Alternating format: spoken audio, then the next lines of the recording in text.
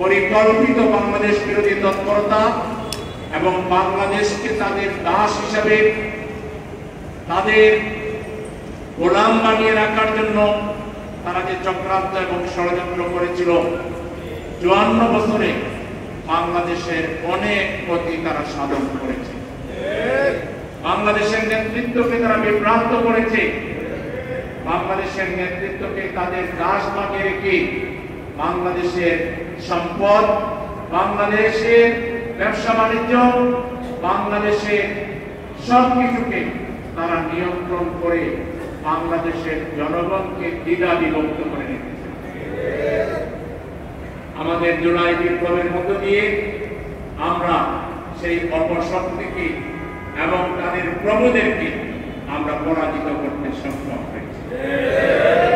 এখনো সেই পরাজিত শক্তি এবং তাদের প্রভুরা গণতান্ত্রিক পরিবেশ তৈরি হতে না পারে, কোন সাহসী দেশপ্রেমিক সরকার যাতে প্রতিষ্ঠিত হতে না পারে, এর জন্য তাদের পক্ষ থেকে সব ধরনের চক্রান্ত ষড়যন্ত্র অব্যাহত। কিন্তু এদেশের জনগণ আজকে সচেতন, জনগণ ঐক্যবদ্ধ। ৫৪ বছরের মাইলকে জনগণ কিভাবে প্রতিবাদ করতে হয়, কিভাবে প্রতিরোধ গড়ে তুলতে হয়, কিভাবে প্রতিশোধ নিতে হয় সেটা জেনে ফেলেছে। আর এদেশের জনগণকে তারা প্রতারিত করতে পারবেন না। তাদের ষড়যন্ত্রের বীজদান আমরা ভেঙে দিয়েছি।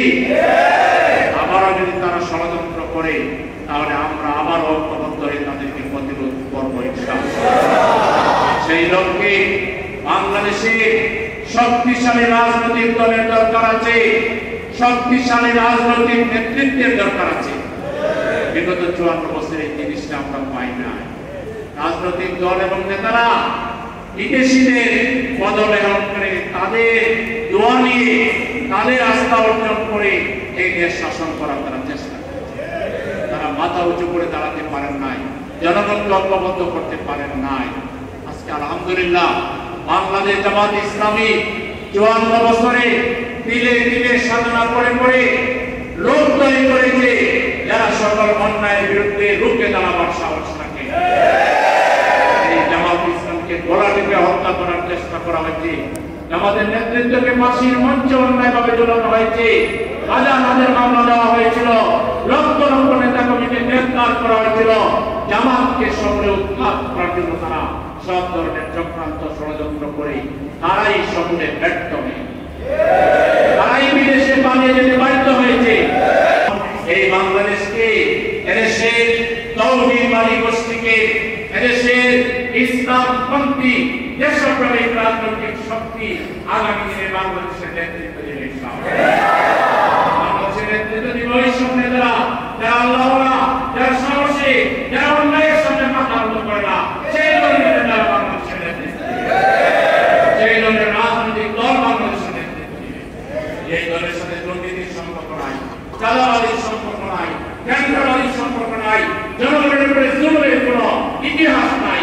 সেই দলই আগামী বাংলাদেশের জনগণ বিশ্বাস করে সেই দলের নাম হচ্ছে বাংলাদেশ জামাত। এই জামাত ইসলামী আগামী দিনের রাষ্ট্র ক্ষমতায় নেতৃত্ব দেওয়ার জন্য প্রস্তুতি নিয়েছে। এখন আমরা চূড়ান্ত পর্বে জনগণকে সাথে দিয়ে আমরা ভোট বিপ্লব দাঁড়িপাল্লার পক্ষে করতে চাই। সেই দাঁড়িপাল্লার ভোট বিপ্লবের একটা নমুনা আগামী 19শে জুলাই শরণার্থী উদ্যানে আমরা দেখাবো ইনশাআল্লাহ। ঢাকাবাসীকে সাথে নিয়ে আমরা মিছিলে মিছিলে শরণার্থী উদ্যান সহ গোটা ঢাকার রাজপথকে আমরা মুখরিত করবো। এরা যদি করতে হয় তার ইউনিট সভাপতিদেরকে আগামী কয়েকদিন অত্যন্ত কঠিন পরিশ্রম করতে হবে, ত্যাগ স্বীকার করতে হবে, পরিশ্রম করতে হবে, সময় দিতে হবে। ঝড় বৃষ্টি উপেক্ষা করে রাস্তায় আমাদেরকে থাকতে হবে, ঘরে ঘরে আমাদেরকে যেতে হবে। এই কাজটা কি আমরা করতে পারবো? বৃষ্টি দেখে ভয় পান, লাগবে, বৃষ্টি হলে পা ময়লা মিলে যাবে, জুতা মিলে যাবে, পাঞ্জাবি মিলে যাবে, এই ভয় করলে হবে? বৃষ্টি উপেক্ষা করে আমরা ঘরে ঘরে যাবো ইনশাআল্লাহ। প্রত্যেকটা ইউনিটে প্রথমে 20 জনের বাস্তবায়ন কমিটি করবেন। কয়জনের? 20 জন বসে পরামর্শ করবেন কতজন লোক আপনার নেবেন। দেখবেন এক একজন নিজেই বলবে আমি 100 নিব, কেউ বলবে আমি 200 নিব। 20 জন যদি 100 করে নেয় তাও তো কয় হাজার হয়, 2000 হয়ে যাবে, তাই না? কিন্তু যদি আপনারা 20 জনকে বলেন ঠিক আছে 100 নেওয়ার দরকার নাই, আপনি 10 জন কনফার্ম করেন, একজন